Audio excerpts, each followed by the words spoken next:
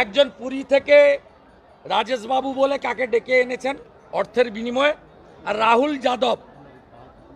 টিকি রাখলেই সবাই ইস্কন হয় না, সবাই শ্রীলা প্রভুপদ শিষ্য হয় না। ওনার নাম রাহুল যাদব, রাধারমণের নাম। ওটাকে নিয়ে গেছে, প্রথমে উপর থেকে পড়ল আবিদ নস্কর। আপনি বলুন, সনাতনী মন্দিরের ধাঁচে নির্মাণ ঠাকুর প্রতিষ্ঠা করছো, সেখানে